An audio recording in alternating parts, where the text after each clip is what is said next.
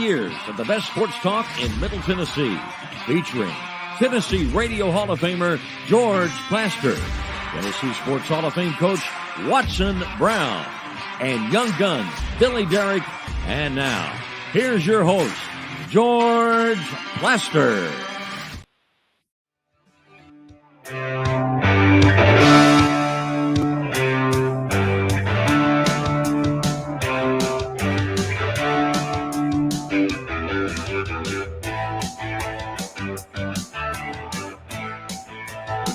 Hello again, everybody. Welcome in on what is week 2 in our new digs. Ford Ice Center in Bellevue. Man, we are thrilled to be here. Got a good show for you this afternoon. A little bit of everything, including another edition of Kelly Holcomb's World of Football. Let's bring him in from his palatial mansion in Murfreesboro. Kelly, how are you? And make sure you see that sign right there. Oh, I've already seen it. Yeah. Sure I've already seen it. Yeah, it's impressive, isn't it? Yeah, it's really, absolutely. Yeah. So, I can't believe the Ford Ice Center allowed you to be in there, but we talked to him the other day. He seems to like you. You know, several people have had that same sentiment. What do you think that means? I don't know. You might want to take a look in the mirror. I'm not sure. Right. Speaking of which, did you pay for that shirt? I did not. I didn't think you did. I did so not. It's okay for you to have freebies, but God help me if I wear one. Yeah, but mine's from the Masters. Yours is the Music City Bowl from 1992. No, mine is today Battleground Academy. BGA, that I don't believe would have let you in. Oh, I'm sure they wouldn't have let me in. It's called an entrance exam. Yeah, I'm sure they wouldn't have let me in. I'm from Fayetteville. Right. I'm not a BGA product, that's for sure. No, it's quite a little haul from BGA to Fayetteville. Okay, yeah, so have you been to the Masters? I have not, and this is going to make you sick. This is really going to make you sick. But I had 2 free tickets this year to go on Saturday, and my son was coming home from college, and me and him have always talked about going together, and I didn't want to go. I didn't want to go without him, and I didn't know how that was going to work out because they thought he might have practice Saturday. Turned out that he was able to come home Friday late. So I did have 2 free tickets to the Masters, but where I was going to have to drive. The people that had the tickets were going to fly. So I was really glad that I made the decision I made. I hate giving up those tickets, but it was nasty Saturday. I wasn't able to have seen much, and I would have had to have driven all the way back, probably upset and a little pissed. But no, I haven't. I have never been. Yeah, I have not been either. I hear it's beautiful. I also hear that the practice rounds sometimes are more fun than the actual competition. I don't know why that is, but I hear that a lot. Oh, everybody says that. Everybody, all my friends go to the practice round, so I've heard that. But those tickets are so hard to come by. I mean, they leave tickets and wheels for people that have passed on. I mean, it's wild how those tickets are just so hard to come by, and you can be on a waiting list. I got a buddy that's been on a waiting list for 10 years. And I think he just got I just think he got put on another list. So it's crazy. And I hated that I had to give up those 2 tickets. But, hey, hopefully if it's meant to be, we'll get to go another day. Billy, how was your weekend? It was great, George. You know what I heard about the Masters? What? You know how it looks beautiful. Grass is perfect. Trees look like it's something out of a movie or, somebody created. I heard that. Obviously, and I think a lot of golf courses do this. They spray paint the grass green to make it look perfect. And I heard a lot of the trees are even fake sometimes, whether it's artificial coloring or whatever. I didn't know that. I thought the Masters was pure, was nothing fake about it. I don't know if I'm stupid saying that, but I didn't know that they had done that much artificially to the course to make it look. Where did you get that info? I heard some people talking about it on the radio the other day. It was I think it was their coverage of the Masters. I don't know how true that is. Kelly, I can promise you cannot believe everything you hear on the radio. But I part of me believed it though. Because how can you make a course look that unimaginably good. Well, that's what I don't know. That's what my daughter asked me the other day. She's like, "Dad, how is that course so immaculate?" And I said, "Well, it's the Masters. I mean, we just got to say it's the Masters." So I've seen things like that happen before where they've spray painted grass because the grass is so bad. I don't know. I don't know about that. I know they don't let many foursomes out a day to, and I'm sure once, it's starting to roll around to April, they're not letting anybody out on that course to let all the, where they've had the divots and everything heal. So I don't, but there's a reason why they call it television, because it tells a vision. Wow. Wow. That's You cutting learned that edge. at Fayetteville? That's correct. Man, that Absolutely. Boy, you talk about some cutting edge stuff. You don't Cutting get edge that anywhere stuff. else. No, you really don't. With that in mind, let me check in with David and see if he believes they spray paint. I have no idea where Billy got that from. Right. It just looked immaculate to me. So I just enjoyed the golf on Sunday. I say let's just go with it. You know what? If you think about it, there's no other course in the world that looks that good. And in the cold of winter, to keep the grass like that, I mean, something has to be done. In your opinion, do they spray paint the azaleas? I mean, I wouldn't be surprised. There's a tree that fell down. There's a few trees that fell down. Those are probably the fake ones. Right. And, I've had a couple that have done that as well. The difference is they can afford to pay for the removal. I can't.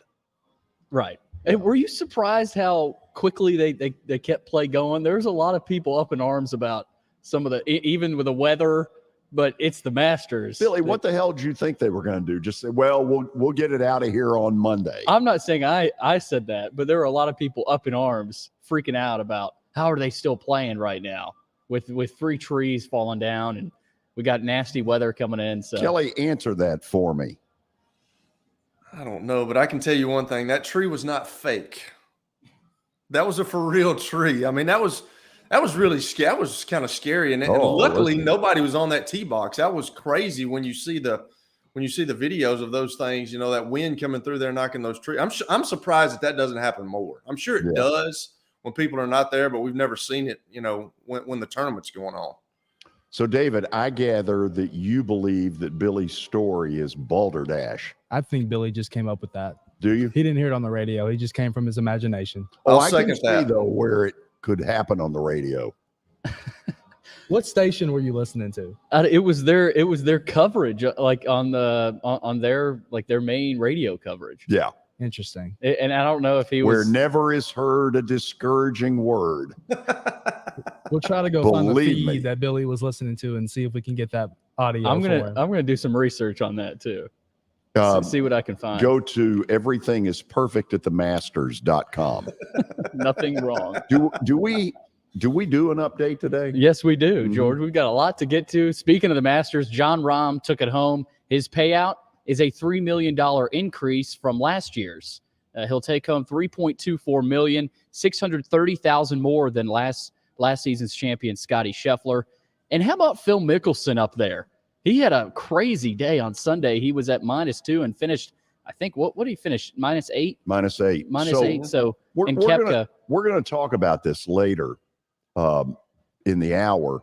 Kelly, I want you to think about this. Is the bigger accomplishment Rahm winning the whole thing, or Phil at age 50 plus shooting a 65? Just think about it. So am I thinking about it for later on? Am I telling you right now? Later on. Okay, for later on. I'll think about it. We'll I got spray you. paint it. I got you. Meanwhile, in the NFL, the Ravens have signed Odell Beckham Jr. Yes, we will talk about that later in the show. So, resume with the update, or Well, there's a lot to that. there is yes, and that's going to be part of Kelly's world of football. Okay. Has Kelly seen? He has not seen the not intro. Seen it yet. He's gonna love it. It goes Okay. right Nice. along with his cutting edge. Something I can look forward to on Kelly's wonderful world of golf football. Kelly's wonderful world of football. Okay, speaking of the NFL and football, there's a lot of teams interested in the Cardinals' number 3 overall pick right now. At least 6 teams have inquired about trading up for their 3rd overall pick. They reportedly are still deciding whether they're going to move it or make the pick. Carolina and Houston, we know, are projecting to select quarterbacks. So you got to wonder what team. So those are not two of the teams. No. Okay, we can come to that.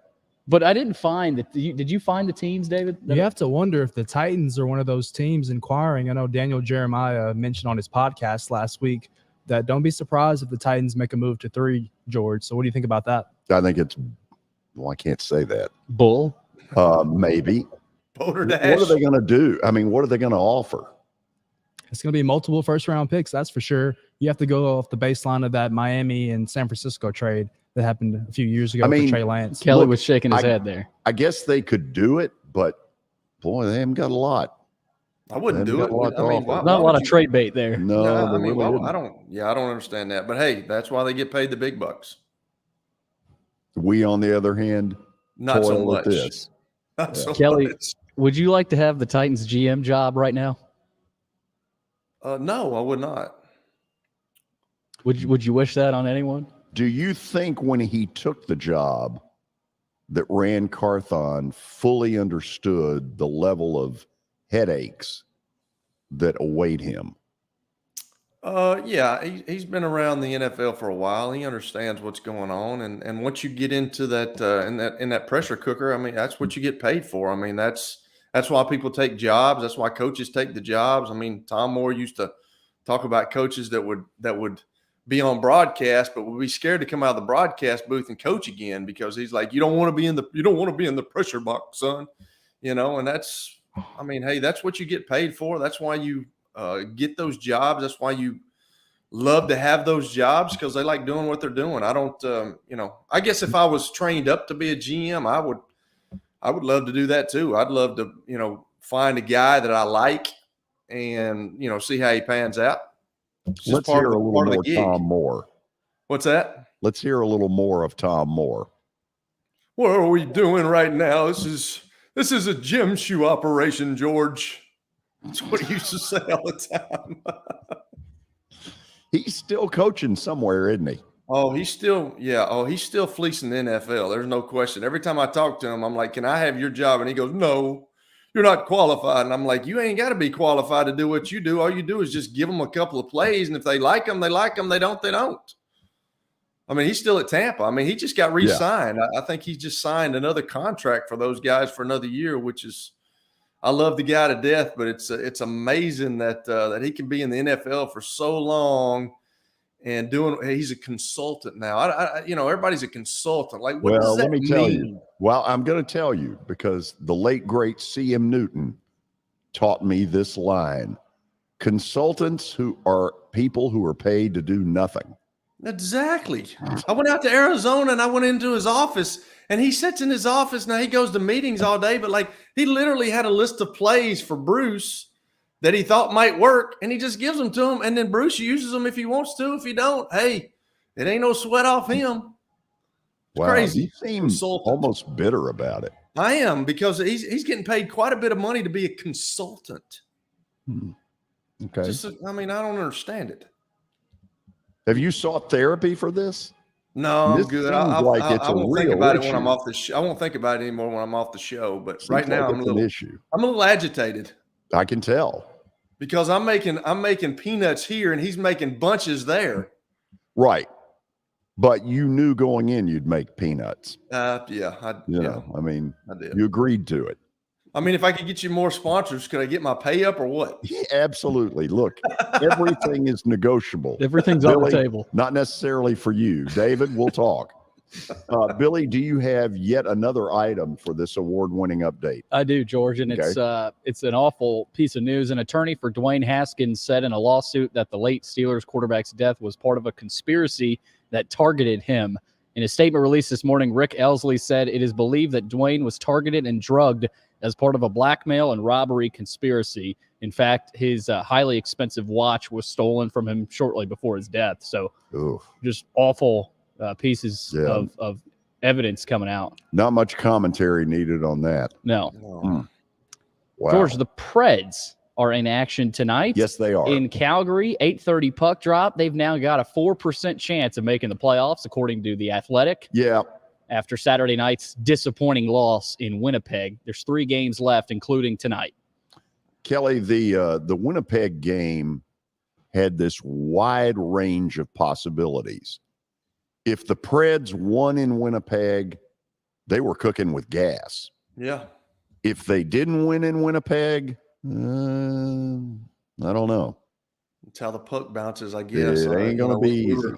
It sounded like we were all excited. Everybody was excited last week, excited. Wednesday, Thursday. I know you were excited about the chances, and the percentages were like 12%, and now they got virtually no shot. So I'm not giving up.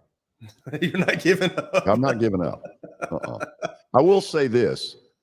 No matter how this ends, what has gone on in the last month, I think has energized those of us who go to a lot of games. Suddenly there are some young kids on that roster just busting their butt. And it was very obvious. I mean, in the last couple of weeks, they have gone to Boston and won. They beat Vegas here, and they trampled on Carolina here. And some of the veterans who aren't playing because of injuries probably need to look at this and go, why are they better with us out? Well, hey, that happens. And we talked about it last week, but the fans, coaching staff, everybody in the organization wants a team that'll fight. And that's what the fans come to see. I mean, you might not be, and it's like baseball. You're not going to win every game, but if you're fighting and trying to make it, that's what fans love to see. They love to see competitive guys, and that's what's happening right now with the Predators. And, if you're a veteran guy who went out and is injured and had to watch on the sideline and see what's transpired over the last couple of weeks and months, you might be thinking, hey, they got something going here. I might be looking for a new address. Now, we may get more answers on that. Billy, let's put the graphic up there. A week from Thursday, we will begin our Wilson Bank and Trust, let me see if I can say this, Summer Sports Speaker Series. You try saying that 3 times quick. And so the deal is the first of these will be with the incoming new Predators general manager, who is no stranger to any of us, Barry Trotz. He will be out here on Thursday, April the 20th. We will essentially do this in front of a live studio audience. We'll have segments in this where you all can ask the questions. What we want you to do is simply email me and say, I want to be at this. That's all you got to do to RSVP. plastergeorge@gmail.com. Again, plastergeorge@gmail.com. If more than one person is coming in your party, let me know that, and we will reserve table space for you. Kelly, it is that simple. And if you come out, you'll get a patented George Plaster t-shirt. Now, why did you go there? I don't care whether you like the shirts or not. Well, obviously, that's obvious at this point. That color stands out. That's all we wanted out of it. It stands out. Yeah, and instead I could give you an old Tom Moore quote about that too, but I can't because it's not very good on the podcast here. Yeah. So colorful, but off color. Yeah, not we can't say what Tom used to say. It's really funny and people would really laugh and they would really like the joke, but we just can't. Can't do it. No, then don't do it. No, Billy. As we go to the commercial break here in just a moment, let me tell you a little bit about where we're going today. In a moment, we're headed down to South Florida and talk with FAU basketball guard Nick Boyd, who has agreed to come on and talk to us about what this journey was like in the month of March, because it truly was magical. Then we'll get into the Masters a little bit. We'll have Kelly's World of Football, which, look, I know you breathlessly await this. Even if you don't, the intro alone will be worth the price of admission, which is $0. Now, let's talk to you about the NBA playoffs, because I guess officially they start tomorrow night with all those play-in games. So the question is, are you betting on them? Well, today at Action 24/7, use the promo code George. That's right. I got my own promo code. Get a 300% deposit match up to $20 on your first deposit. Action 24/7 is Tennessee's only locally owned and operated sports book. And I say that for a reason. These are local folks who want local business that is right here in Tennessee. Thus, if you have a question or you have a dispute on a game, they're going to get back to you quickly. That's what good neighbors do. Download the app or visit action247.com to start all that winning, and please bet responsibly.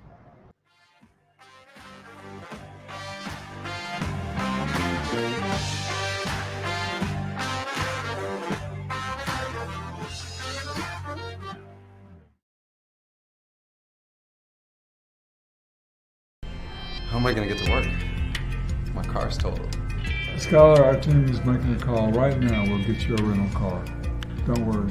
That's a relief. Call us 24/7. We're here. We're going to help. Year number 2 of the Plaster and Friends Celebrity Bowling Night was awesome. And the reason is really simple. I chose Strike and Spare, and they were amazing. They have great food, great bowling, and a staff that is truly ready to go the extra mile to help you. They have 5 family fun centers in the area to choose from.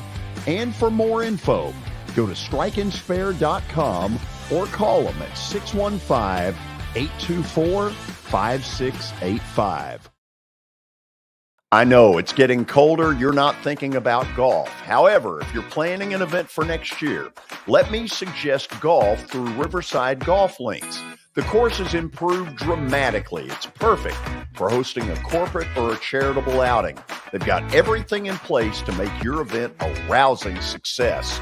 To get more info, call 615-847-5074 or go online to riversidegolflinks.com. You can't see the sights without the sounds. From the crack of the bat to the roar of the crowd and everything in between, discover what Hit City has to offer. Spend your nights cheering on the Nashville Sounds at First Horizon Park with giveaways, fireworks shows, theme weekends, and more. Single game tickets are on sale now. Visit NashvilleSounds.com to claim your seat today.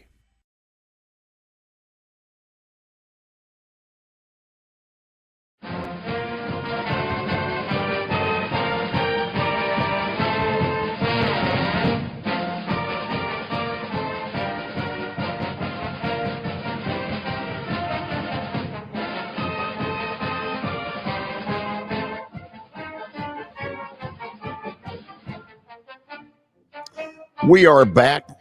Think about it here for a moment. Other than UConn winning the national title, no team in the country probably got more out of the NCAA basketball tournament than FAU. Florida Atlantic, based out of Boca Raton, Florida, on the way to the Final Four. They beat mild stomping grounds, University of Memphis. They beat Fairleigh Dickinson, who up till that point was the darling of the tournament. Then they beat Tennessee. Then they beat Kansas State and lost on a last-second shot to San Diego State. Otherwise, they would have played UConn in the Final Four. I say all that, and it looks like we had him, but we lost him. So he's working on getting back. Okay, we'll get that done here in just a second. Kelly, what do you think? This was a team that, in the same conference as MTSU, that has got to be unbelievable for that conference. Yeah, I mean, it's the first time since Memphis did it years ago. So I had some people tell me that FAU was really good, and you look at the roster, and they've got one senior, so they've got a lot of expectations coming back into the year. And I'm going to ask him this, about the matchup. I think they were a better matchup for UConn. I mean, they kind of got the same kind of team. Yeah. They had a big guy. They had another big guy in the Rosado guy that was like the big guy for UConn. They had some guards that could shoot. They had guys that could dribble, penetrate. They had like the Hawkins kid. They got the John L. Davis kid. So I'm thinking there's probably a lot of big expectations for them next year. I can see he's trying to get on, but he said he's trying to get a better connection right now. So he'll be with us shortly. Yeah, we'll stall around here for just a second. The other thing that happens out of this, Kelly, and I don't have the specifics, but their run gets Conference USA some pretty good money, and God knows they could use that. Absolutely, but is FAU? I think FAU aren't they moving to another conference, or are they staying in Conference USA? Yeah, they're moving to the American. Yeah, they're going to the American Athletic Conference, right? The AAC. So they're moving. Yeah, they sure are. Absolutely. Plus everybody was talking about, well, Dusty May is going to get a contract from another big school. I mean, they give this guy a 10-year contract. So he's obviously a really, really good coach. He hadn't had a losing season since he's been there. So he's put a really good roster together. And he obviously knows the X's and O's of the game. So, you look at FAU and with the roster that they have, I mean, we're interviewing a redshirt freshman today and Nick Boyd, but they've got some guys that can play and they can do. I mean, I don't think that was a fluke. I think they can do it again, but they're not going to sneak up on people now. No, that's the part of this that's really interesting. It doesn't feel like a fluke. No. You think we're ready to try this? Well, there he is. We'll see how this connection goes. Yeah. Nick, first of all, welcome to the show. How you doing?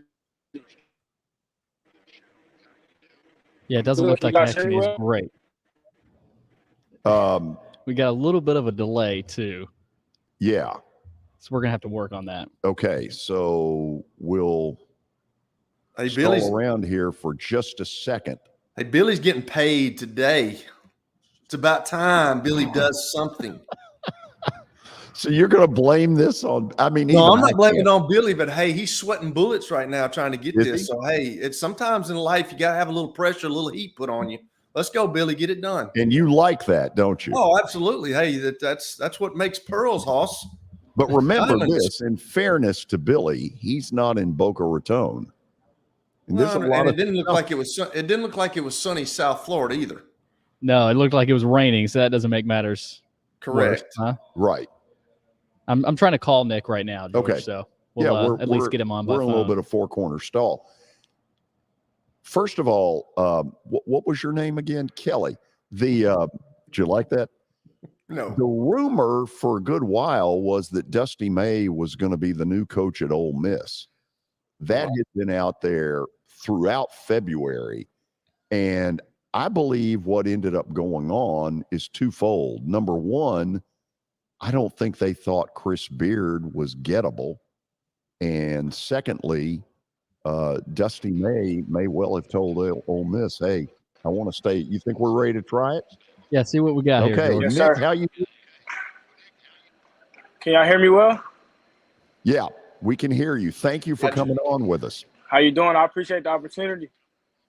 Most Hey, definitely. tell us, We just got done with workout, so I just headed outside and in what does not look like sunny South Florida. So it sounds like we've got a little bit of delay, so we're going to try this as best as we can. You all had this great run to the Final Four. When did you start to say to yourself, there's something magical that could happen here?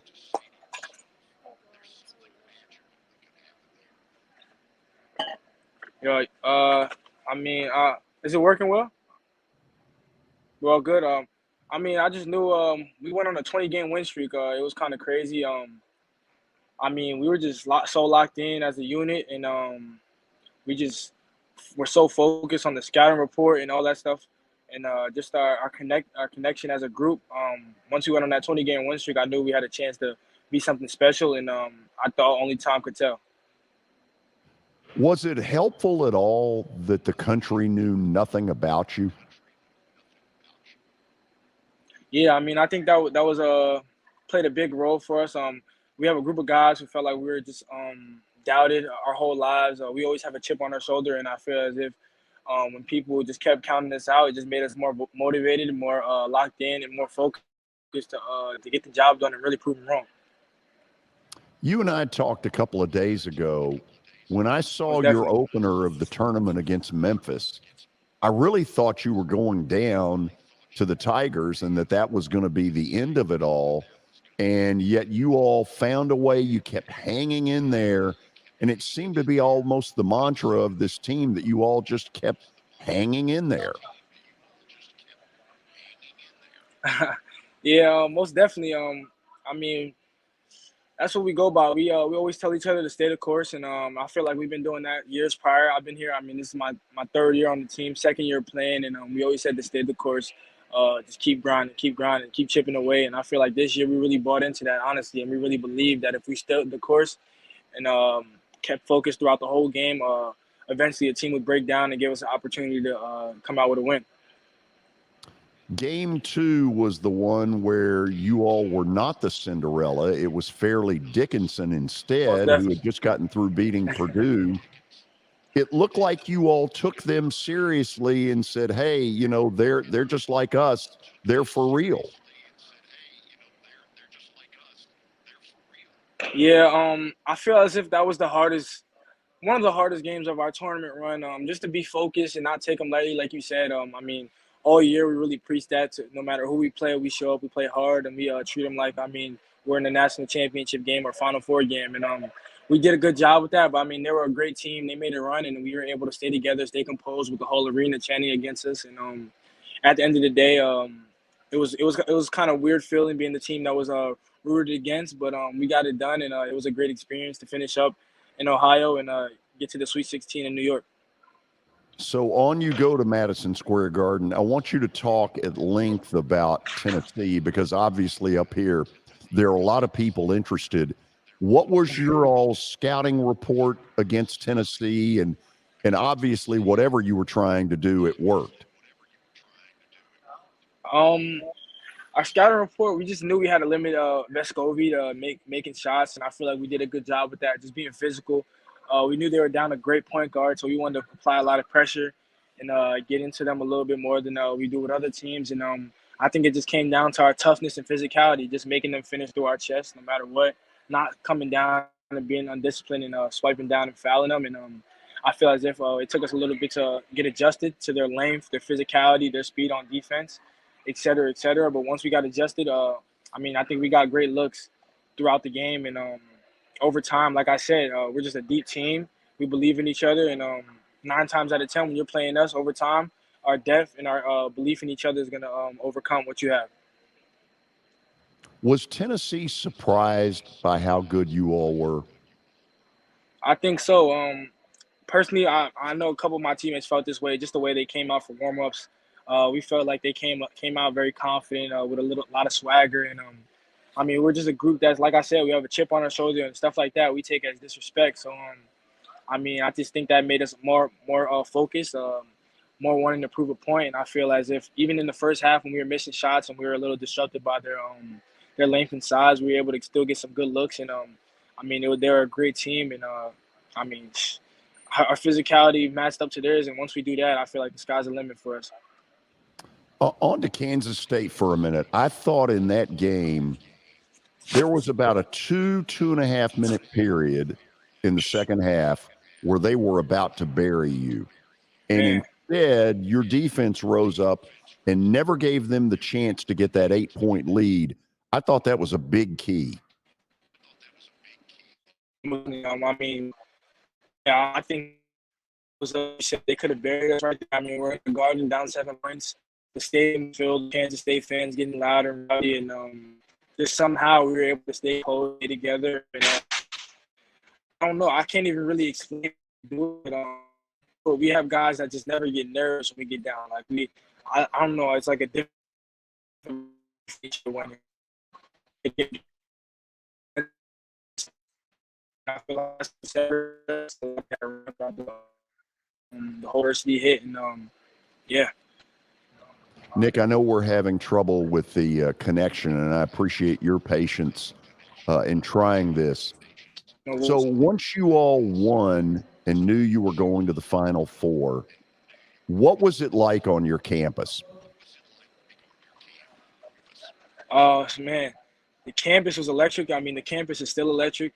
I mean, Boca is a beautiful place. I mean, I don't know if you can really see too much behind me, but I mean, we got palm trees all over the place and the sun's shining. So once you give them an opportunity to really get some exposure and have some fun, they loved it, and I feel like it was kind of new for the campus as well. They never really had a successful basketball team or really have a sport really put the school on a national exposure level. So I mean, I just think the support the students been giving us been unreal. We get stopped every time we go outside for pictures, autographs, etc. And I mean, we just want to keep building off it. We don't want this to be a one-time thing, and that's what we're focused on now. I mean, we were in the gym today, and we were saying everything we did last year doesn't matter anymore. It's a new year. It's time to get better, and that's what we're focused on now. Kelly, as you can tell, we've got a little bit of a delay, so just sort of bear with it. We can hear it in the background, but appears to be the best we can do on it. I got you. Dusty May, talk a little bit about your coach. I mean, you guys are kind of unknown coming into the tournament. He's kind of unknown. I'm sure in coaching circles he's not. You look at his resume and what all he's done, but, you know, what does he mean to you guys? I mean, he just got a 10-year contract. He wanted to stay at Florida Atlantic. What does he mean to you guys?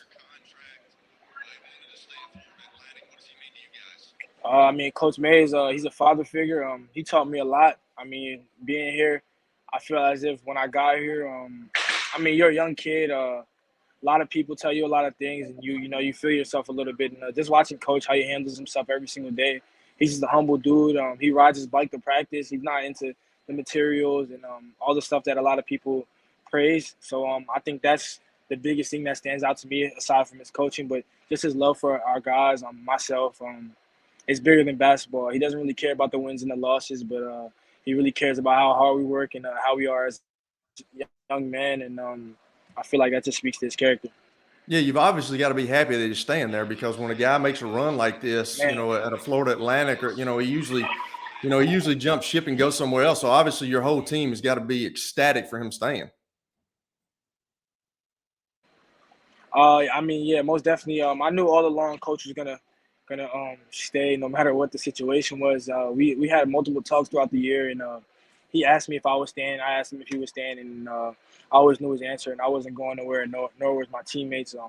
We're big on loyalty here, so I mean, like I said, it just speaks on Coach Mays, his character. Like you said, a lot of coaches make a run and they're out to chase the money or they're out to chase this.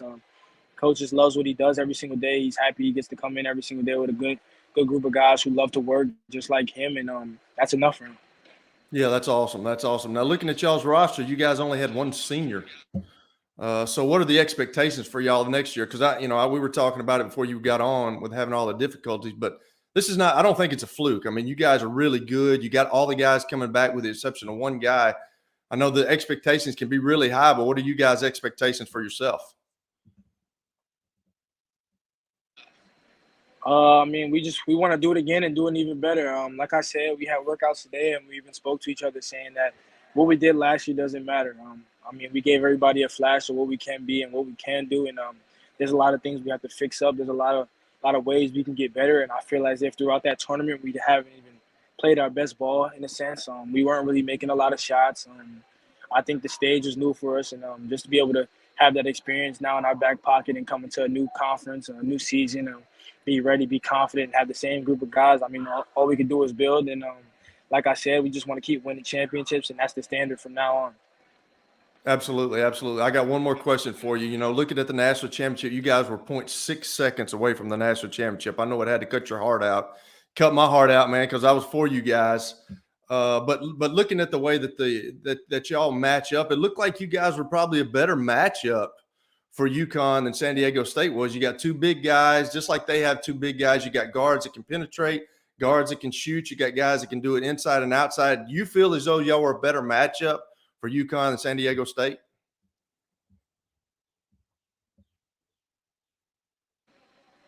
I mean, it's hard to really say. I think we would have competed with anybody, but I mean, we didn't deserve it. We gave the game up in the last 5 minutes to San Diego, and they earned it. And all we can do is have respect for them. But like I said, I feel like we can compete with anybody in the country, and I feel like if you watched us, you know we can compete with anybody in the country, and we'll have next year to prove it. And that's all I can say. I mean, we're just focused on next year, getting better, and doing it again.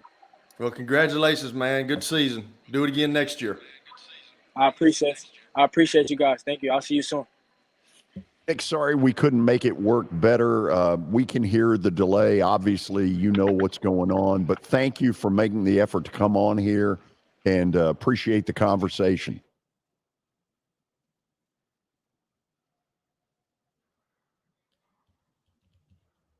We may have really lost him. Yeah, it looks like you might have paced out after that, that last question. So, you give it a try, and sometimes technology will kick you in the you-know-what. Nothing, a little delay hurt anybody, Yeah, huh? no. It's a little weird, though, because I could hear it in the background, and you all who are watching this live probably could as well. Kelly, after the break, we're going to talk a little more specifically about the Masters. Let's do it. I watched enough of it to know that I don't need to play there, but I knew that going in. But we've got some questions that have come out of this tournament and want to see where you take it. So stick around. From the beautiful Fordyce Center in Bellevue, we're coming back.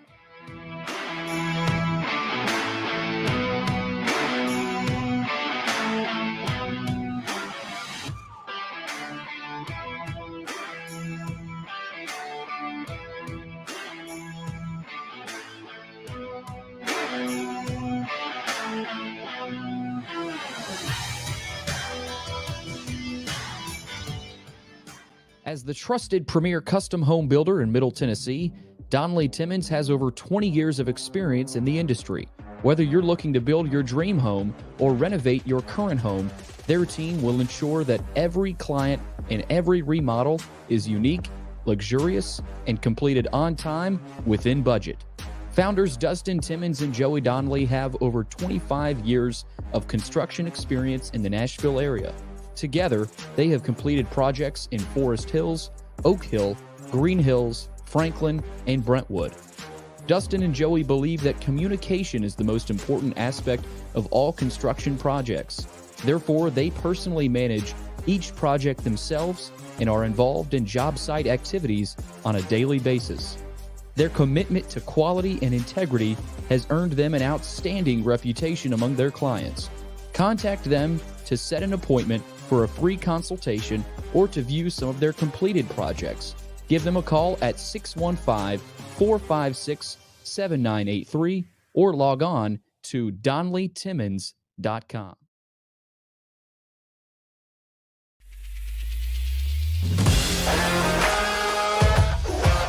Hockey in Music City just hits different. It's one big honky-tonk party. It's the sea of gold in the crowd, the goals, the saves, the celebrations. It's an experience like no other. Experience Predators hockey all season long.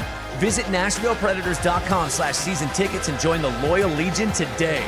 That's NashvillePredators.com/tickets, and we'll see you at Bridgestone Arena.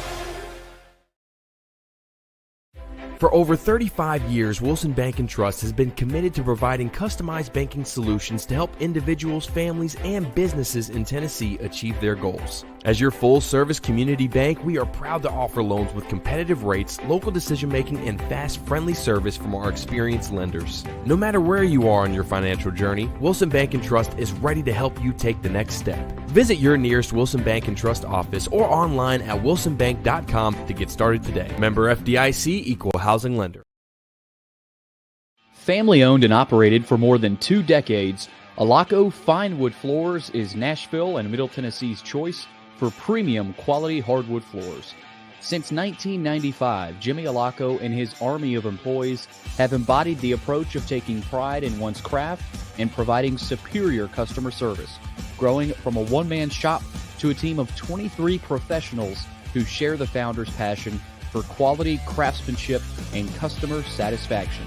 If you are interested in contacting them, you can find their headquarters at 2505 Winford Avenue in Berry Hill, or give them a call at 615-356-0303. Again, that's 615-356-0303, or log on to AlacoFineWoodFloors.com. Alaco Fine Wood Floors, serving Middle Tennessee's hardwood flooring needs since 1995. At Baird, we have a different slant on global financial advice. that global capabilities mean nothing without personal attention. We have investor relationships in 35 countries and market expertise in over 40 industry verticals, all to help make the most important investment connections of all, yours. Global financial advice with a client-first approach. It's the shape of things to come. Discover the Bear Difference at beardifference.com.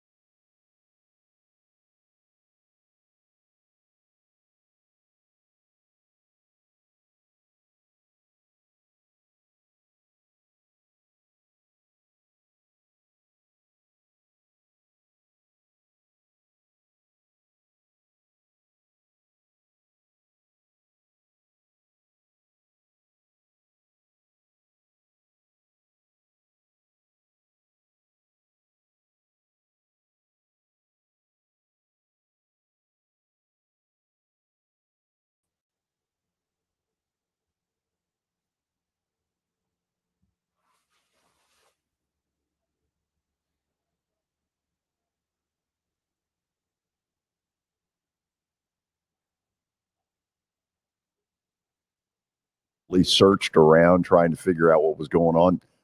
It looks like the technical gremlins have gotten us a little bit today. But Kelly, let's talk about the Masters, and let's go with, to me, the big story that so far really has not gotten a ton of discussion, and that's Tiger Woods. Saturday was sad to watch.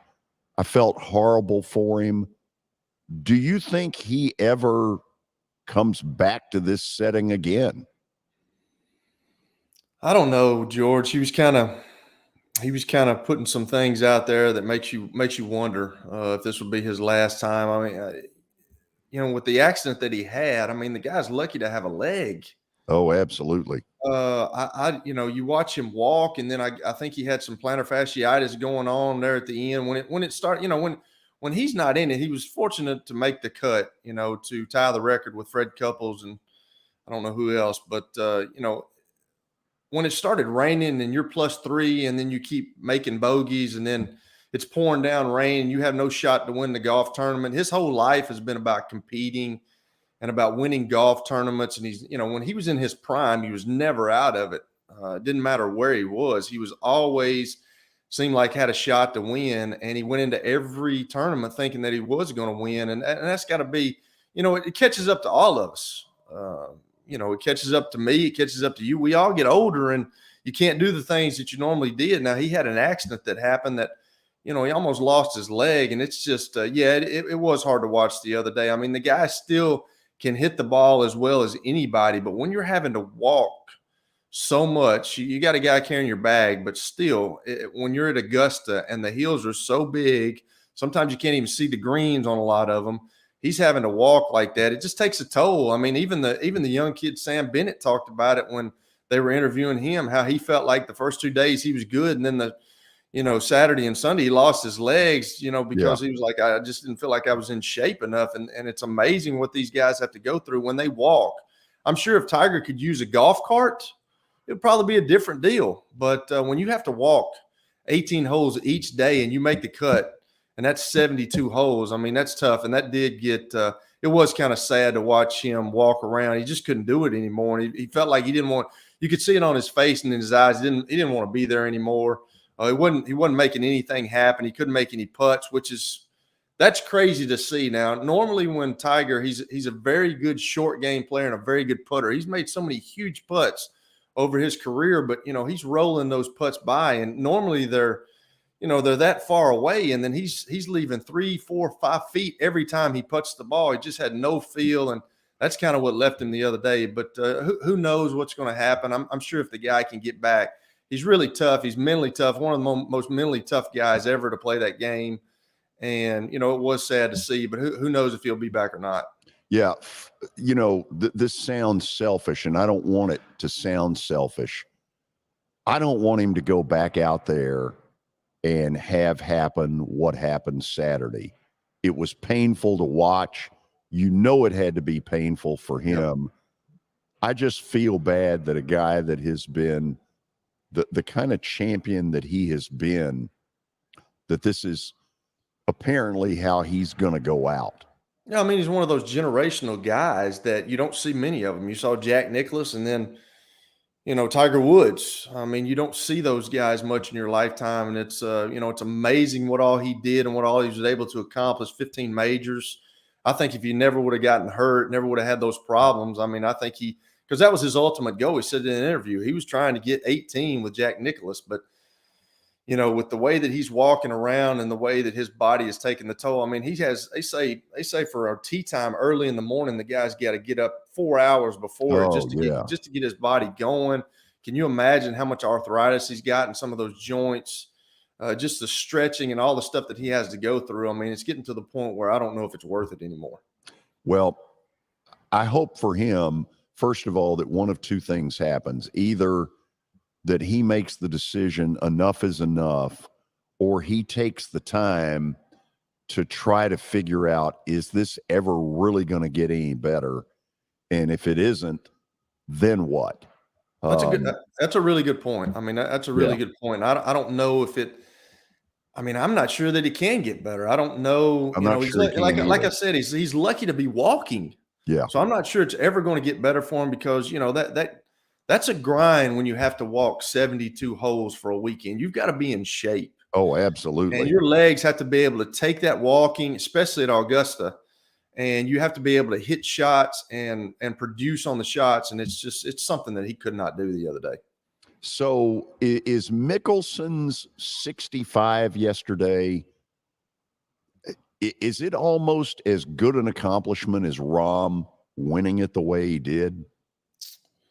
Yeah, I guess it's almost, we talked this morning. I don't think it's a bigger accomplishment, but the guy, how old is Mickelson? 52, 53? 50, he's in his 50s. Yeah, and he won the PGA. He won a PGA tournament a couple of years ago, the PGA Championship at the age of 50. So, you can tell that he's been working. You can tell by his physique that he's lost weight. His face is he's lost a lot of weight. And he played. It was unbelievable to watch him, play yesterday. He looked like the Phil Mickelson of old. We're sitting here talking about Tiger, and then you turn the page and you look at Phil Mickelson and what he did the other day. He shot, was it 7 under? He shot a 65. 7 under 65. Yeah, he shot a 65, which is amazing at his age, and he got himself into talk. It's always easier to try to catch somebody than it is to stay in the lead. But, he played an unbelievable round, and there's certain guys that golf course fits. He's won the green jacket 3 times. When you're talking about him, Tiger, Jack Nicklaus, all the guys that have won that thing multiple times, and Arnold Palmer, they know where to hit the ball. They've studied the course. They understand the course. They know where you can't miss. And that's what comes into play. That's what the youngster Sam Bennett fell into the other day. He started missing shots, in the wrong places, and you just can't do that when you're playing Augusta. It's Not just there. amazing, and it was really fun to see, Mickelson get hot, and then once you get into that zone where I've been in that zone before, you're not thinking about anything. You're not seeing patrons. You're not hearing stuff. You're just focusing on your shot, focusing on the ball, and focusing on where you need to put that ball. And it was kind of amazing watching him. And 65 is unbelievable at his age. Yeah, the only zone I've been in was 104.5. Thank you very much. That was too easy. That didn't turn out well. No, it did. It was a great 8-year run for me. I wished it had been 15. We'll go to the break. Kelly will have stat of the day, which you and I probably will bomb. And then we'll have the highly anticipated Kelly Holcomb's World of Football. That and more, we hope, when we come back.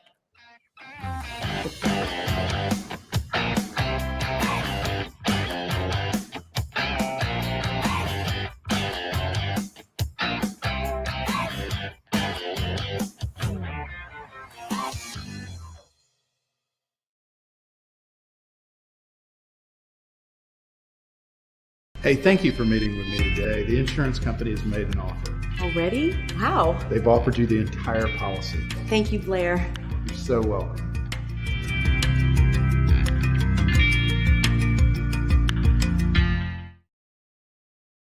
Forget the fact that Sir Speedy Music City is owned by my BGA classmate James Warren. Their work stands on its own merit. James and his staff do incredible work, as evidenced by the huge banners at the Plaster and Friends Celebrity Bowling Night. If you're looking for quality to help your marketing and business communications, and you want it at a reasonable price, these are your folks. Call them at 615-832-9511 or go to print at sirspeedymusiccity.com. And be sure to tell them Plaz sent you. This is my buddy and former Nashville Sounds PA announcer Eric Berner. I always laughed in the old days at Greer Stadium when I would walk in, Eric would immediately play my favorite song, Van Halen's Jump. But then I learned he actually has a real job with Rockcastle Wealth Advisors. Yeah, George, that's what I do. I help people in the pursuit of making their money live as long as they do.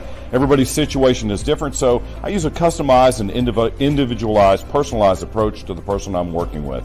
Old 401ks, retirement planning, insurance planning, inheritance planning. Those are things that people like to get some more information about. One of the things I find is people don't even know where to start, and that's where you come in. Yeah, so I can usually help people with an initial phone call or meeting that is a no charge and no obligation. And I'll bet you have a phone number and a website. I do, George. They can call me at 615-235-1058 or rockcastlewealth.com or Eric at rockcastlewealth.com. Hello, this is Celeste Middleton, a State Farm agent in Murfreesboro, Tennessee. I want to help my neighbors and local businesses be proactive and assess their risk before something unexpected happens. We want you to have a thorough understanding of your coverages to have the best protection when you need it. We can create a personal price plan for you. Our team has over 70 years of experience helping people in Middle Tennessee. We have an awesome team with integrity and provide honest and prompt communication, and we love what we do and genuinely care about everyone we work with at our office. Give us a call at 615-895-2700. Send us a message at celestemiddleton.com or walk in at our office at 803 North Thompson Lane in Murfreesboro. We would love to earn your business. Welcome to John English Antique Sports and Cards, located at 204 East Depot Street in beautiful downtown Shelbyville, Tennessee. Their phone number is area code 931-492-4304. John, obviously, I've been blown away by what I've seen at your place. I've now been there 3 times.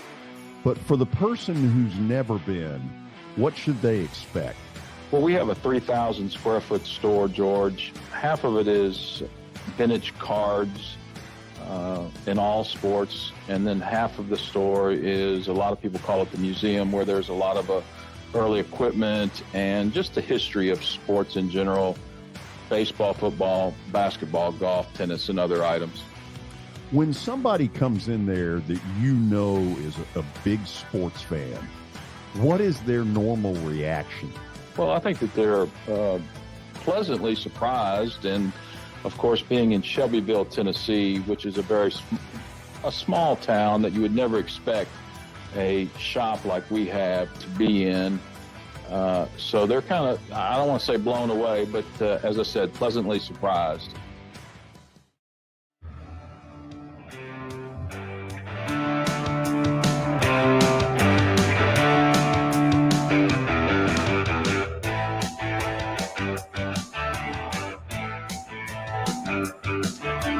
It's time for Kelly's favorite segment, Stat of the Day, brought to you by John English Antique Sports and Cards. You can find them down in Shelbyville at 204 East Depot Street. They're open during the week, Tuesday through Friday from noon to 5. Also Saturdays from 10 a.m. to 5. Or give them a call at 931-492-4304. All right, let's check out what we've got today. See what David's got cooked up. We're going NFL Draft. Since the 2000 NFL Draft, only 4 players who were drafted number 1 overall in the draft have gone on to win a Super Bowl in their career. Can you name the 4 players to do so? Okay, the year 2000 eliminates Peyton. Yes. Yes. Okay. That's our answer. I agree with that. I've been trying to make these easy for Kelly, and he just keeps on shaking his head at me. I don't keep up with stats. Hey, stats are for losers, guys. I don't keep up with stuff like that. Wow. Don't tell John English that. And you're working in sports. No, absolutely not. Hey, when you're playing ball, they always say stats are for losers. We don't get into stats. We get into winning games. What if you don't do that? Didn't he have a good stat game in the NFL? Threw for almost 500 yards. Yeah. Playoff game. But that doesn't matter because stats. It doesn't matter because we didn't win. We lost the game, fellas. Oh, thanks, Herm. Yeah, no question. Okay, so let's try to tackle this for a minute. Let's at least think this through a little. You need a good David hint? Yeah, probably. 3 I can't even think of like number 1 picks. I'm sorry, say that again, Kelly. I said I can't even think of all the number 1 picks. I know, and that's a concern. Yes, that's troubling. It's a big concern. Okay, Kelly, 3 quarterbacks and an offensive lineman. 3 quarterbacks. Ooh. Just hang tight for a minute. We're gonna whittle our way into this. 3 quarterbacks.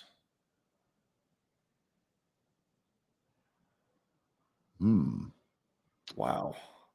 This is a lot harder than you would think. The infamous O lineman within the last. So since the 2000 draft. So, no, he wasn't the first. He wasn't the first pick.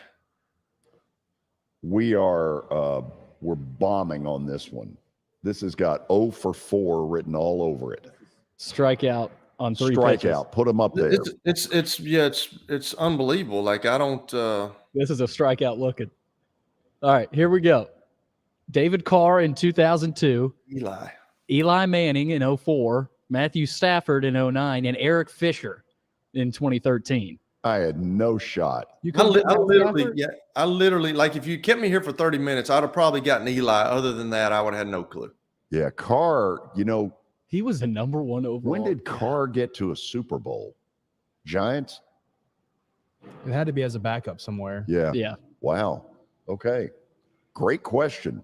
Bad answers. Wow. See, we would have never gotten David Carr because we would have never thought of a backup. No. This had a big wipeout. Credit to David with these. A total these stats of the wipeout. day. I thought this would be easy for Kelly. I'm trying to find him an easy one. Kelly, hey, y'all just need to go to every sport, man. Don't worry about me. I mean, hell, we get it. We'll get it at some point. Okay, are we now ready for Kelly to see his open?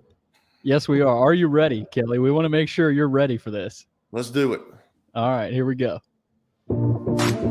It's a moment you have breathlessly awaited. It's time for Kelly Holcomb's World of Football.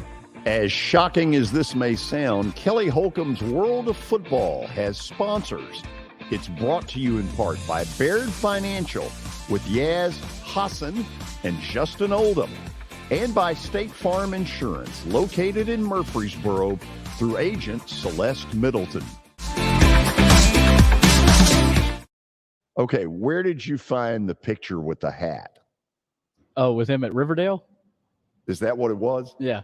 Okay. I wanted to get that in there, represent his coaching. If you're gonna put the globe up there, and my finger was right there, why didn't you put the globe on my finger, acting like I was, that's a good idea. I can work on that. Yeah, skip it. So you're ready to get started, apparently. Sure. Let's go. You want to talk about the Titans' first draft pick, which would be, for now, at the number 11 spot. Talk to me. Well, just like you guys said earlier, I mean, they're talking about, going up in the draft and maybe getting a guy at number 3. So if you do that, obviously, don't you guys think that they're going after a quarterback if they do that? I just don't see. I don't understand why you as a Titan GM or whatever. I'm a Ryan Tannehill guy. I know most everybody's not. I think the guy's still got some. If you put pieces around him, he can be the stopgap for somebody. Now, if you want to wait, but like I'm afraid that they're probably thinking about going up. But what are they going to get? Like George said, I don't know what they're going to get. And if you do, who do you get? Because the first 2 quarterbacks are gone. So are you going to go after Anthony Richardson or Will Levis? I don't know. And then that means obviously that you've given up on Malik Willis, which I don't know if he's done enough. Now, he played last year and he didn't play well, but they knew going into this that he was going to be a project. Don't know how long that project's going to take, but I mean, are you turning the page already on Malik Willis? Or are you going to give him some more time? Personally, me being on the outside watching as a fan last year, I think those guys, they need some speed somewhere. And I don't think they lost A.J. Brown, obviously, to Philly. So would you guys think that they would go as a receiver? If they're not going to go up at 11, would it not be the sensible pick to get a wide receiver? Okay, you've brought up a bunch of different issues here. So let's start with this one. Kelly, I think people a year ago were shocked at how overmatched Malik Willis appeared to be. Now, I agree. Again, I'm no quarterback guru. What I saw at Liberty looked like he had more skills than when he got here, and he just appeared totally overmatched. And I'm like, how can that be? Well, he got to me about that. No, I mean, he got to a point last year where you can tell young guys, and you can tell any guys. I mean, you go through a confidence deal all the time where your confidence is low and then your confidence is really high. You want to stay in the middle. And that's an easier thing said than done. But you could tell last year that Malik Willis relied on a lot of his athleticism when, he went to Auburn first and he transferred to Liberty. He had a really good thing, obviously, at Liberty. But, when he got in trouble, he was able to get himself out of it with running around and finding the open guy. But last year, he totally lost his confidence throwing the football. He did not want to throw the football. And you can tell that by watching him. And you could tell, I'm sure they tried to work on it. But when you lose your confidence throwing the football, that's a tough deal when you're in the National Football League, because most guys, I mean, I couldn't run. And like I said, confidence sometimes is a fleeting thing. But when you lose it like he's lost it, I don't know if you can build his confidence back up. I really don't. So, I mean, have they turned the page? Do you think they've turned the page on him, George? Kelly, I don't know what to think. I know that they have put out some very optimistic stuff on him. And Terry McCormick and I have had that conversation. And I'm like, wait a minute. You haven't even been out on the field yet. Anything right now is just a bunch of bull. Yeah. No, you're absolutely right. But I think that, everybody's being mum right now in the draft. There's 2 weeks to go till the draft. Everybody's throwing out, we're going to do this. We're going to do this. Well, it's kind of like it's kind of like things that are going on now in our world. You just can't trust what you're hearing, and who knows? I think that, I can see where if you wanted to go up, you're going to give up a bunch of stuff like you talked about, George. But like if you do go get a quarterback, then you can keep Ryan Tannehill and you can just keep that guy under the wings for a little bit. And if Tannehill starts playing bad, then throw him in. But you still got a guy that is a proven winner. And I still think, going back to last year, if Ryan Tannehill literally does not get hurt and has to sit out the rest of the season, I still think that they go to the playoffs. There's no question in my mind that they're going to go to the playoffs. They would not have gone on that big losing streak that they had and allowed the Jacksonville Jaguars to get back into the competition for the division. I really believe that Ryan Tannehill would have gotten them to the playoffs. And then once you get to the playoffs, who knows? Okay. I'm going to take a different stab at this, and you tell me what you agree or disagree with here.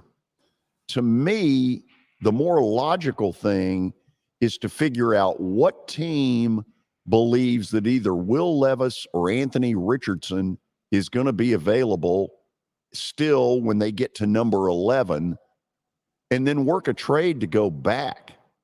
Kelly, they got so many issues. They are a Swiss cheese factory. They got more holes than those things of cheese you used to buy that had holes in them. They got a ton of holes. To me, it's trading back that makes more sense. I'm kind of with you on that, George. I really am, because that's what a GM loves. A GM loves to make trades and get all these picks. And you're so right. I mean, they got holes all over, and they need some speed. In my opinion, they need some speed in the defensive backfield. They got to get a receiver that can do some things. When you let a guy like they let go to Philadelphia, you didn't replace him with anything. I mean, that's kind of putting your quarterbacks, whoever's calling the plays and whoever's under center, that's putting him behind the 8 ball. You got to have guys that can go make plays. So I'm kind of with you. I don't understand the quarterback deal. I'm not in those meetings. I'm not behind the closed doors, but I think Ryan Tannehill is manageable. You get people behind him. I think you can put a good team around him, and he can still get you some wins. And then, hey, maybe if they still got a lot of confidence in Malik Willis, let him sit there and simmer for a year or two more until he's ready to do this, or they just cut bait with him. But, that's what a GM's best friend is, to kind of move back and to get more picks. And that sounds a lot more sensible to me than it does anything else. Okay, let's get to Tannehill for a minute. And by the way, this is going to be a 2-segment Kelly Holcomb World of Football. I mean, this is cutting edge stuff. Nice. I'm liking it. Okay. Kelly, you know as well as I do that he has been made a little bit of a scapegoat for the fact that he wasn't very good in the playoff game. Yep. And what made him look even worse was the fact that the 25-year-old Joe Burrow appeared to be a lot more cool, calm, and collected than the 32-year-old or 33-year-old, whatever Tannehill was at the time. And the fan base has kind of turned on him in he really, there's not a whole lot he can do at this point to get this fan base back on his side. You buy that at all? Yeah, I do buy that. I mean, there's so much dislike when you talk to people about Ryan Tannehill. And I'm like, I've always, we've talked on many occasions, and I've always sung his praises because I know what it takes to play quarterback in the National Football League. It's not easy. And they've built a team. Mike Vrabel wants to run the football, and they built a team around that. And when they got into that playoff game, Cincinnati was not going to let them run the football. They weren't going to do it. So, as a quarterback, I understand too that people recognize that you have to win playoff games and you have to get to that big game. And, I've said this before. We don't know, he threw those interceptions, and we don't know, if somebody missed a block in the backfield or on the offensive line, or if the receiver didn't get the right depth, if he even ran the right route. We don't know that stuff until we're in the meeting. So everybody just sees the end result with the interception. But there's a lot of things that go on with just one single pass. And if one of those things breaks down, who knows? But yeah, he's so disliked right now because, they were number one going into that deal. and get beat in the first round of the playoffs when you got home field advantage. And, it's not a good deal, but I really like Ryan Tannehill. I think if he comes back, he's going to be, he's coming off injury. I think if you can put some pieces around him, I think he can get you where you want to go. I really do. Okay, see if you buy this. They've got so many holes and so few places to turn. For any of this to truly get much better with Tannehill on campus, he's got to restructure. There's no ifs, ands, or buts about it. Yeah, he's costing a lot of money. You look at his contract, and I think that's what I think. You look back in the annals of history, and you look at what Tom Brady did. I think he restructured his contract a bunch to get people in there to help him because, guys understand at the quarterback position that if there's not many John Elways that can carry a team on their back like he could. It's amazing because of what he did back in the day with. There were some guys around him, but they weren't. They weren't studs. In today's football, you have to have guys that can make plays. You have to have a Travis Kelce. You have to have a Tyreek Hill. You have to have guys that can, and it's easy for a quarterback to throw a hitch route out there and be on your 15-yard line and have him go the distance. That's what a quarterback loves. So, I'm with you. They do have a lot of holes to fill. It'll be interesting to see what they do. That's what makes the draft. That's what makes this time of year so cool to me because everybody's throwing out false information and they're doing this and they're doing that. Nobody really knows because you're not behind those closed doors. And you don't know what they feel is the biggest need. And then that's why, the Mel Kipers and the Todd McShays and all these guys, I can't believe they just did that. Well, because nobody truly knows until you're in those meetings. Okay, see if you buy this. Kelly, I've come to the point where I now totally understand they cannot fix the Titans. They can't fix all the problems that they've got in a year's time. And the only reason you have any thought process of, they could be on Jacksonville's tail and sneak out a division is because the division sucks. The division has very little to it. If you took them out of this division, it'd be time to just call it what it is. It's a complete overhaul rebuild. I'm not disagreeing with you. I totally agree. But it seems like with, Vrabel being a defensive-minded guy, they just have not been able to stop the pass the last, ever since he's been there, which is kind of shocking to me because, he was in New England with all those great defenses. And I understand that you got to get guys in the right spots and you got to draft right and you got to get the right free agents. I understand that you got to get the right coaching staff. You got to get the right position. I understand all that, but they just had so much trouble with a defensive-minded coach on the defensive side of the ball. It's going to be interesting to see. It really is, Jordan. I'm glad I don't have to do that. A long time ago, I had the opportunity to go coach. I didn't really want to get in that pressure cooker. I wanted to watch my kids grow up because I know how much time it is. But, they've got so many things to do on that team. And they're really not that far back. Like Jacksonville took a step last year, and I think we're going to talk about that with the Jaguars, but they took a step last year, but Indianapolis is so bad. And then you got a new coach. Indianapolis got a new coach. You got a new coach in Houston. Who knows what's going to happen in the division? You're right. Before you guys move on, I have some news in regards to the Titans and their draft plans. Will Levis is coming down to Nashville tomorrow to meet with Titans brass on a visit. There are rumors coming out this weekend that the Titans weren't really liking Malik Willis as an option or even Ryan Tannehill. So what do you guys think about Levis coming down to Nashville for a visit tomorrow? I think you can wait till number 11 to get Will Levis because from everything you read, Anthony Richardson's probably going to be, of course, we don't know, but Anthony Richardson seems like he's going to be the third quarterback taken off the board. So you can just wait till 11, or maybe if nobody else needs a quarterback, like George said, you can trade that pick and go back and get the same guy you want. The smoke screen, and you have to use that word because you don't know the truth. The smoke screen has given you nothing but negative in recent weeks about Will Levis.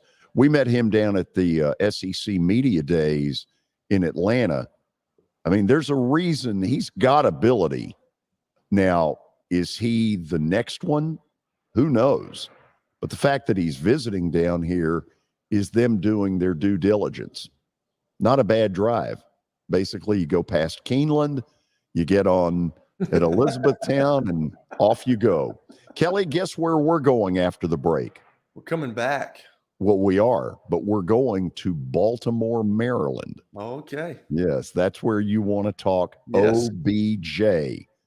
But first, let's talk to you about the NBA playoffs, which I guess with the play-in games start tomorrow. So the question is, are you betting on the NBA playoffs? Well, today at Action 24/7, use the promo code GEORGE and get a 300% deposit match up to $20 on your first deposit. Action 24/7 is Tennessee's only locally owned and operated sports book. That's right. If you got questions, these are good folks who can help you. They're your neighbors. Did I say that right? Neighbors located right here in Tennessee.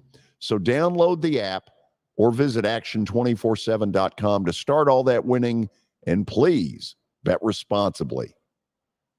How am I going to get to work?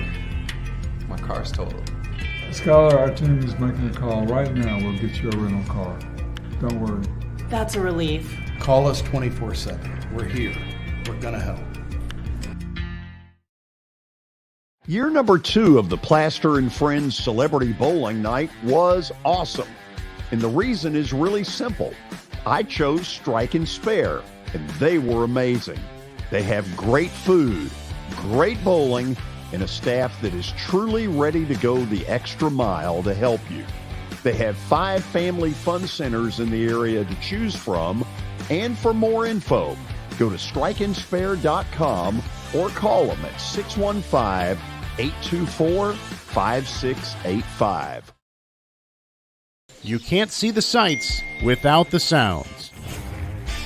From the crack of the bat to the roar of the crowd and everything in between, discover what Hit City has to offer. Spend your nights cheering on the Nashville Sounds at First Horizon Park with giveaways, fireworks shows, theme weekends, and more. Single game tickets are on sale now. Visit NashvilleSounds.com to claim your seat today. As the trusted premier custom home builder in Middle Tennessee, Donnelly Timmons has over 20 years of experience in the industry. Whether you're looking to build your dream home or renovate your current home, their team will ensure that every client and every remodel is unique, luxurious, and completed on time within budget. Founders Dustin Timmons and Joey Donnelly have over 25 years of construction experience in the Nashville area.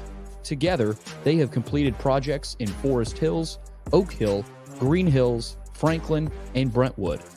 Dustin and Joey believe that communication is the most important aspect of all construction projects. Therefore, they personally manage each project themselves and are involved in job site activities on a daily basis. Their commitment to quality and integrity has earned them an outstanding reputation among their clients. Contact them to set an appointment for a free consultation or to view some of their completed projects.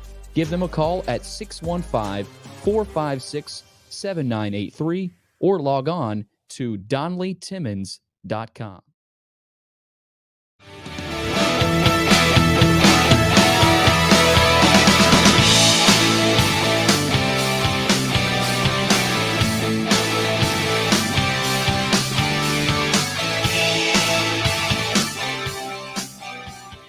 Okay, as most of you know, the Baltimore Ravens have been sweating out, and so have their fans, for months, this whole Lamar Jackson thing. And really, there's been very little good news that has come out of there, maybe until yesterday, when Odell Beckham Jr. surprised everybody, blew off a meeting that was supposed to happen today with JETS, and instead signed with the Ravens 1 year, upwards of $18 million. Now, whether you think he's worth that or not, the fact of it is he got it.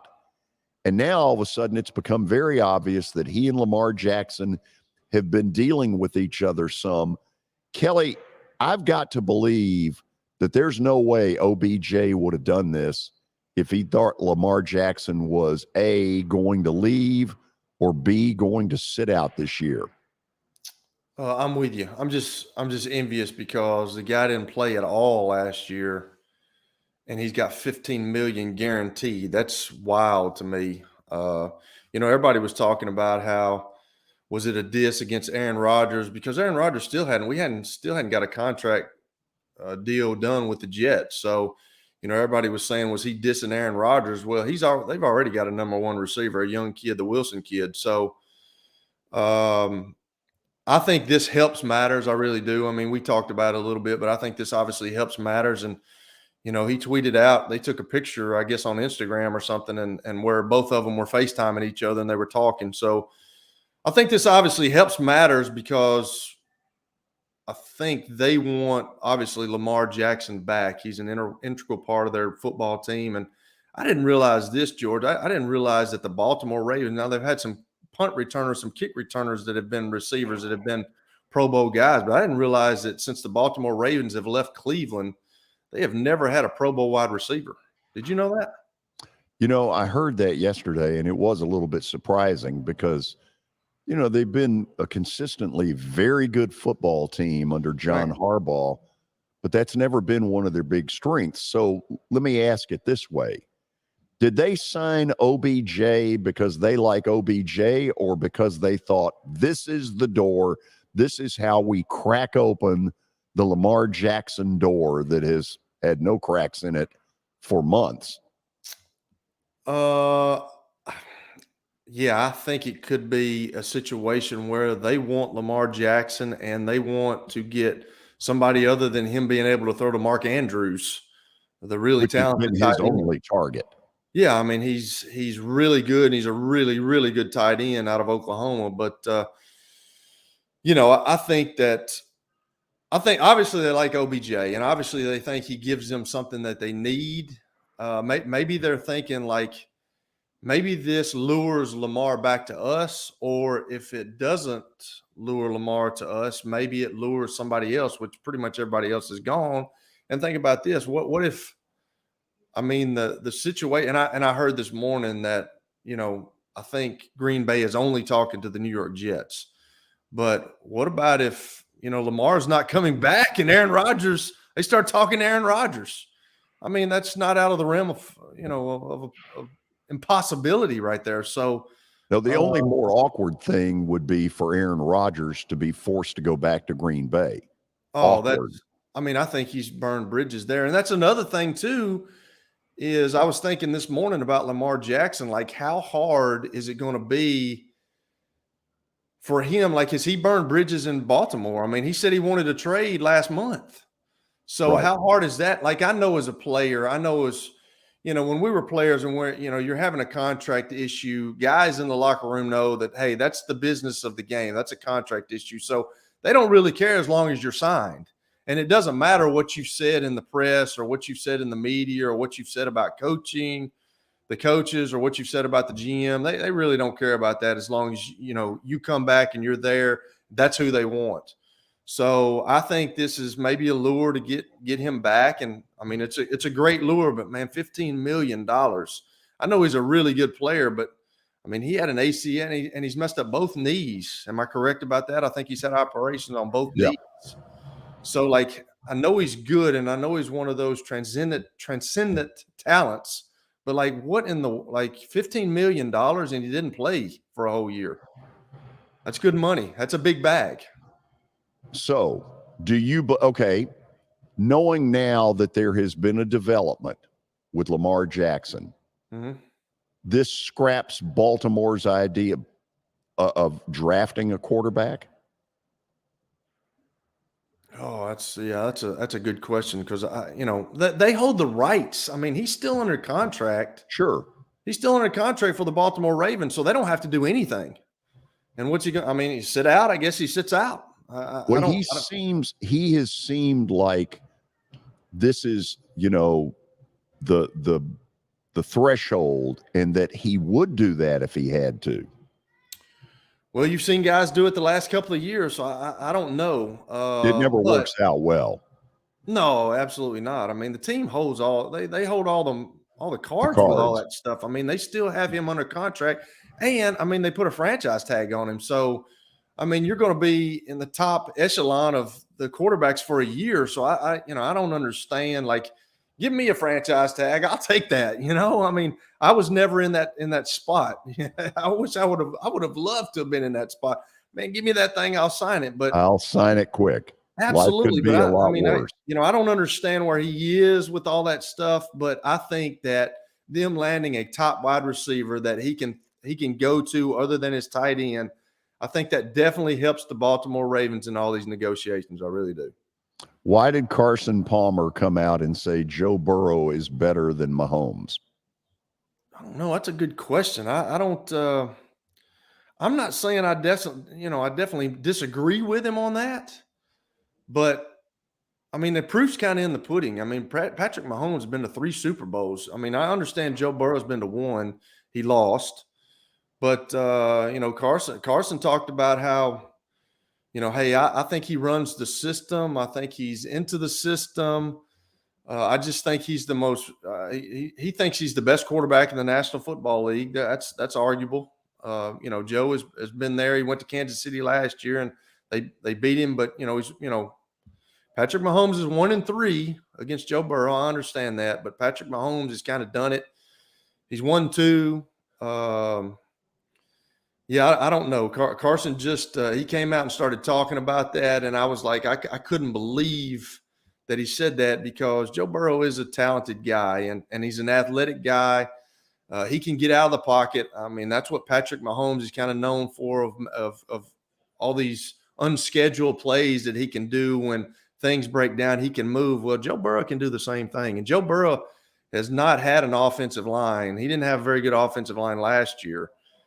They made some upgrades for it, but the year he went to the Super Bowl, he had nobody on that O-line. And he got absolutely pummeled a couple of times in a couple of games. I mean, he comes down here and the Tennessee Titans sack him, what was it, 9 times? 9 times. Let's all 9 do it. times. 9, let's all do it together in honor of Ferris Bueller. 9 times. When you sack a quarterback 9 times, you should not be able to win the game. And that's what makes it so frustrating, I'm sure, for Titans fans. But I just, until he wins the big game, I don't know if Carson's talking out of his head. I think he's just talking about, but I did find a stat. This is kind of crazy. Patrick Mahomes and Joe Burrow the last 3 years. Mahomes is 66.7 in completion percentage. Burrow's is 69.3. Mahomes has 78 touchdowns with 24 interceptions. Joe Burrow has 69 touchdowns, 26 interceptions. It's pretty comparable. Oh, absolutely. We're splitting hairs. Yeah, you're splitting hairs there. But I think until he does it, I cannot say that he's better than Patrick Mahomes. And there's not a single person associated with the Cincinnati Bengals, whether they're a fan or former player, that wouldn't say that about Joe Burrow. Absolutely. I mean, especially their fan base. That's where the debate is, right? If you're a Chiefs fan, you got Mahomes. If you're a Bengals fan or associated with them, you've got Burrow. Absolutely. And those two teams have, the Coach Taylor and Andy Reid have got guys behind center that they're going to have for a long time still, and they can win a lot of games with those guys, and they understand that they just have to build around them. So, hey, both teams are sitting pretty right now.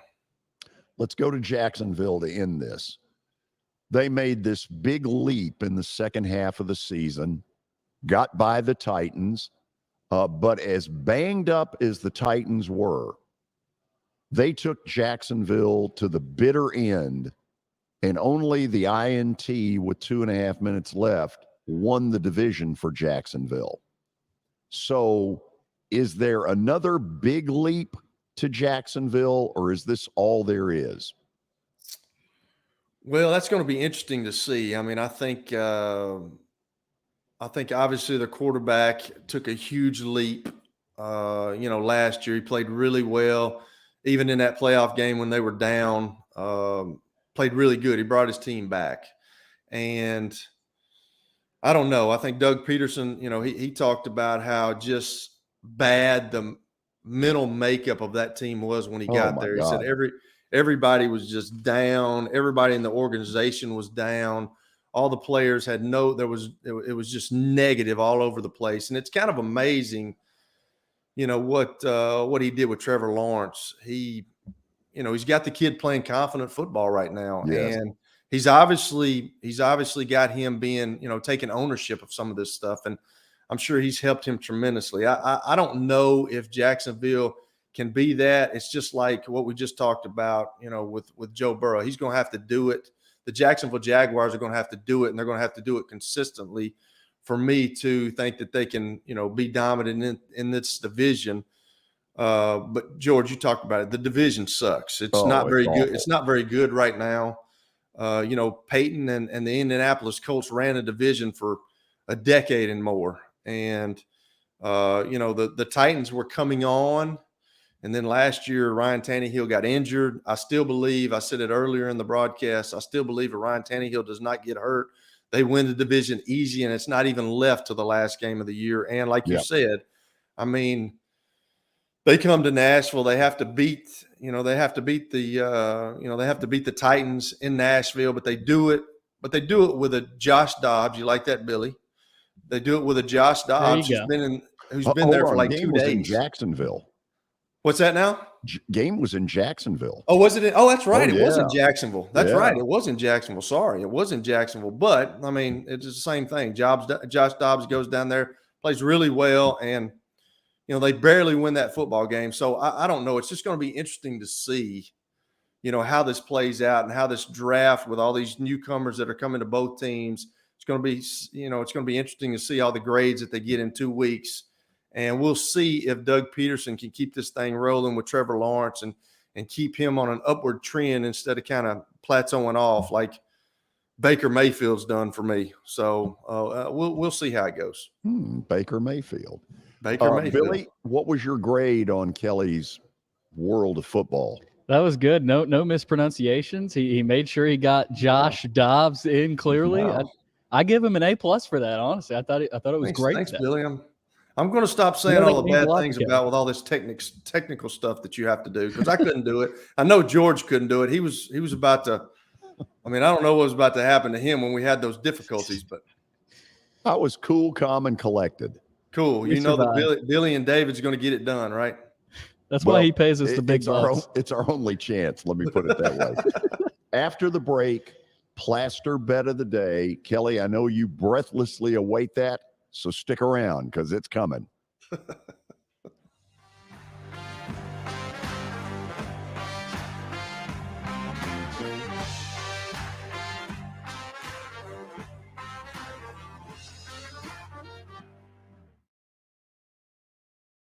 For over 35 years, Wilson Bank & Trust has been committed to providing customized banking solutions to help individuals, families, and businesses in Tennessee achieve their goals. As your full-service community bank, we are proud to offer loans with competitive rates, local decision-making, and fast, friendly service from our experienced lenders. No matter where you are on your financial journey, Wilson Bank & Trust is ready to help you take the next step. Visit your nearest Wilson Bank & Trust office or online at wilsonbank.com to get started today. Member FDIC, Equal Housing Lender.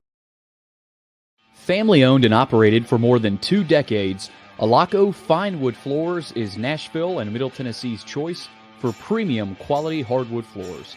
Since 1995, Jimmy Alaco and his army of employees have embodied the approach of taking pride in one's craft and providing superior customer service, growing from a one-man shop to a team of 23 professionals who share the founder's passion for quality craftsmanship and customer satisfaction.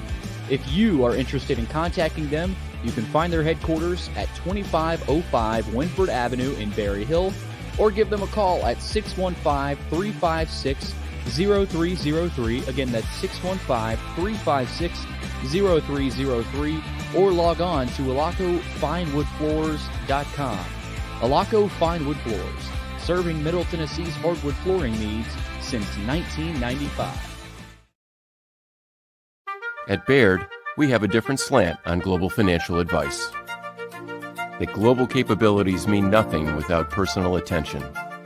We have investor relationships in 35 countries and market expertise in over 40 industry verticals, all to help make the most important investment connections of all, yours.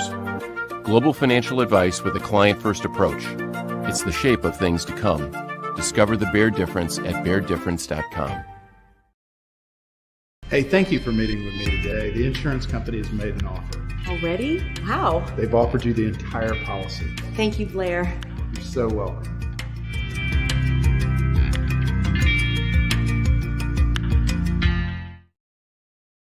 To say we're excited about our new digs at the Fordyce Center in Bellevue is a huge understatement. Special thanks to Sean Henry, Danny Butler, Joel Butcher, Dan Williams. Man, they have made our life beautiful. One of the things we're going to try to do is take advantage of this beautiful facility. The first thing we're going to do is create a Wilson Bank and Trust Summer Sports Speaker Series. Try saying that 3 times in a hurry. The first of those will be Thursday, April the 20th at 11:30 in the morning. It'll run until about 12:45, and the new Predators general manager, Barry Trotz, will be our guest. Stay tuned for more information and for more announcements. We are thrilled to be at the Fordyce Center, and thanks to all of you for watching our show. Hello, this is Celeste Middleton, a State Farm agent in Murfreesboro, Tennessee. I want to help my neighbors and local businesses be proactive and assess their risk before something unexpected happens. We want you to have a thorough understanding of your coverages to have the best protection when you need it. We can create a personal price plan for you. Our team has over 70 years of experience helping people in Middle Tennessee. We have an awesome team with integrity and provide honest and prompt communication, and we love what we do and genuinely care about everyone we work with at our office. Give us a call at 615-895-2700. Send us a message at celestemiddleton.com or walk in at our office at 803 North Thompson Lane in Murfreesboro. We would love to earn your business.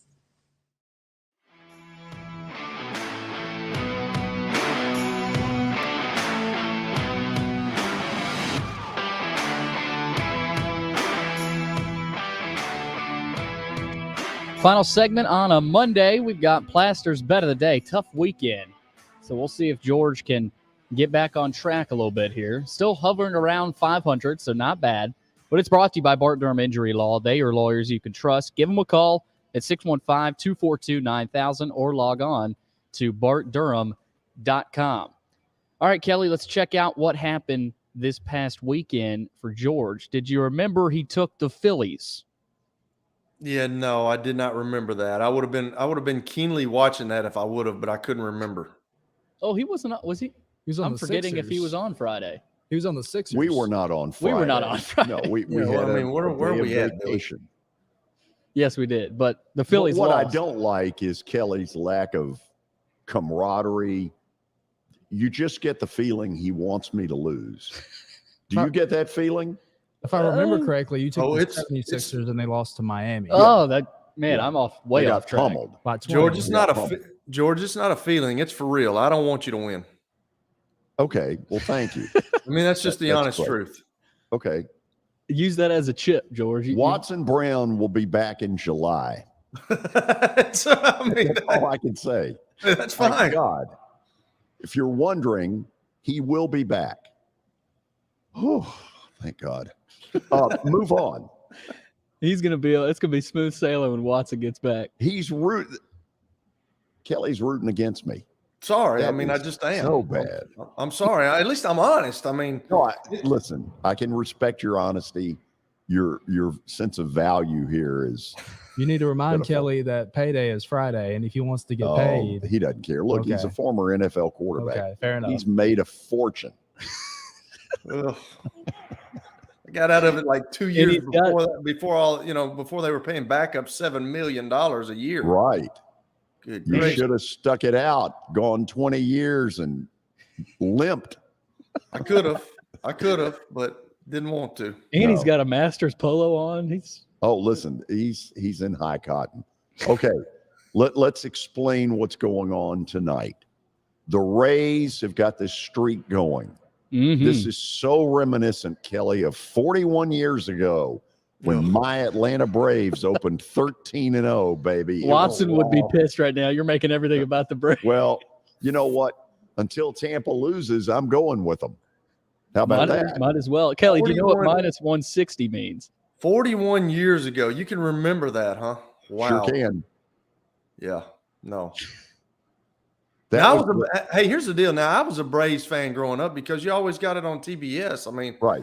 I was a Braves. I was a Dale Murphy, Bob Horner, Bruce Bennett. I was that guy. Oh yeah. They were able to extend their streak to 13 with a 9th inning 2-run rally that Claudel got the game-winning hit in game 13, and I was watching. Very proud of that. Anyway, Tampa's going for number 10 tonight. Until they get beat, I'm going Tampa. I agree. You got to go with them. Okay. By the way, there's got to be, that's the only Claudel to ever play in Major League Baseball. I would think Claudel Washington. Claudel Washington, when I was in college, signed a 5-year, $3.5 million contract with the Braves that had the world of baseball outraged. Could you imagine? I mean, you think about now, all these years later, what they're getting. And back then, 5 years, $3.5 million sent everybody into apoplexy. Whatever that is. Well, of course, I don't remember the 41 years ago. Well, I probably do. I probably remember that. Yeah. I shouldn't date myself like that, but yeah, I do. Did they have cable in Fayetteville? Oh, they absolutely did. Yeah. Good. That's wonderful. I used to watch the Atlanta Braves every night and watch This Week in Baseball, dude. Huge. Twib notes. Twib notes, baby. That was big. That was big. Kelly, we will do all this again tomorrow. You try to behave until then. All right. See y'all. Do not root against me. Thank you all for being behind me and trying to help me, as opposed to Kelly, who isn't. See you tomorrow. See you.